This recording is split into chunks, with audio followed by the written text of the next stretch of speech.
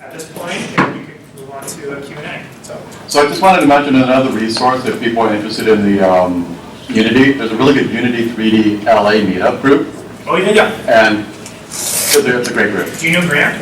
Yeah. Yeah. Grant's an old friend of mine. So Grant Vickland, he runs the LA Unity meetup. There's also an Orange County Unity meetup.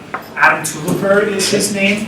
He's a product evangelist, I think, from Microsoft. He runs the Orange County one, and Grant Vickland runs the Los Angeles one. So yeah, and you'll get to network and meet all sorts of professional developers there of all levels, hobbyists, professionals, independents.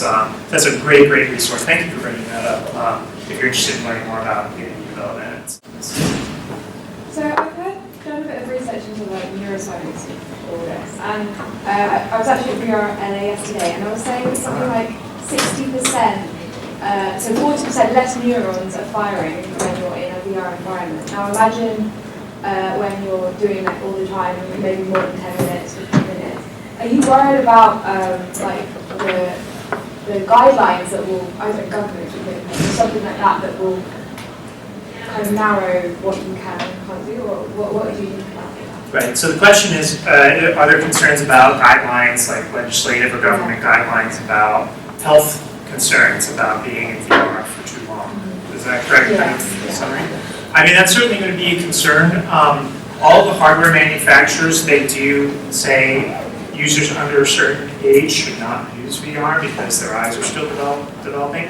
But I will say that kids are really interested in VR, you know? So, and I've, just from first-hand observations, I've seen kids come in and use VR for 15 minutes at a time or longer and not be really adversely affected. But since it's a new medium, I think there are going to be long-term studies about that. So again, it's still one of those things that's kind of emerging. I will say that sometimes what I've found myself, if I've been using VR too much or I'm in a very intense VR experience and after I take it off, you have this sort of weirdly disassociated feeling from your real reality because you've been like spending, you're in like, you know, a Vive experience where you're teleporting around and you can look under tables and suddenly you come back into real reality and suddenly you're like, well, why is this desk in front of me? You know, so it's, so yeah, I do think that is a genuine potential concern. And it will, as time goes on, I think you're going to see a lot more kind of exploration with that. But that's kind of what the manufacturers are recommending for now. And most of the experiences are short form, but I do think that longer form VR experiences are coming. Okay, so I'm handicapped, my ears and my eyes. What are they doing on the US end to adjust for certain physical conditions that might actually limit the VR experience? Okay, so what are they doing for accessibility, for making sure that VR is accessible for people with disabilities? Okay. So I think that it depends. That's actually that's kind of a tough question to answer. I do think that what you can do for color blindness is you can kind of make sure that, you know, that's one thing that would still apply, color theory, and making sure that, you know, you're using, for UI elements, that you're using color so that people can distinguish between things effectively and doing some of that testing there. But aside from that, I mean, I would say it would really, you know, kind of going back to the question about haptics is kind of also thinking about, you know, using haptics for feedback when you're confirming things. I mean, I think it would be tough for people who are significantly visually impaired to enjoy VR because it is, the human brain is, most of it is for visual processing, and VR is obviously highly visual, so I don't know if there's kind of an immediate solution for people with visual impairments. Most VR headsets are large enough to keep your glasses on inside, so I would think even if people have partial vision or can't see things stereoscopically, you can still kind of have that feeling kind of being connected in VR. But I think VR, the thing that VR is great about, I think, is it has this potential to give people who have impairments or disabilities accessibility to experiences that they could never do in real life. They could go hang gliding, they could go, you know, windsurfing, they could go under the water, you know. And I think, and the thing that VR is very powerful too is also kind of an empathy builder. VR can literally put you in the shoes of other people.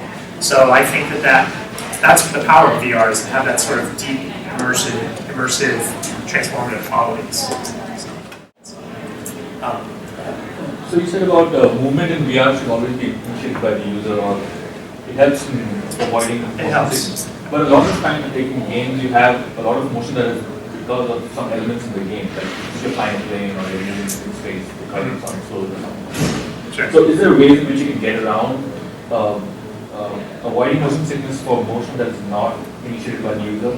Because there's also a new thing like where roller coasters are using VR for enhancing experience, so that's not a user-initiated motion. Yeah. So what is like the thought process behind that? Okay, so the question is, what can you do to mitigate user motion or motion in a game or a simulation where the camera motion is not initiated by the user? So earlier I mentioned that you can use cockpits if it's appropriate, like cockpit geometry, like inside a car or a spaceship or something like that. That kind of, some sort of consistent visual frame kind of reduces that. The visual density of things also helps if you can kind of make things more stylized or flat, but it still feels dimensional. So you still feel like, you literally feel like you're inside a video game, So those are things you can also do. There's also, they found that if you're using a third-person camera versus a third-person camera, so instead of seeing something from somebody's eyes, you're looking at like a character on the screen that's moving independently of where you're looking, that can actually also address motion sickness. It's actually, in some ways, it can be more effective. So if you have, like, for example, if a character's on a platform or some other elevator or moving object, that might be something that you could do to help address that. It might even be like you go step inside an elevator and you kind of wait with a third-person camera. So it could even enhance kind of the cinematic quality a little bit of it. That's, you sort of feel like, oh, you're looking at it from a different view, So the idea is to kind of don't assume that the things that work in video games and other media work in VR, and work within those design constraints that VR affords you, because that'll result in a better user experience.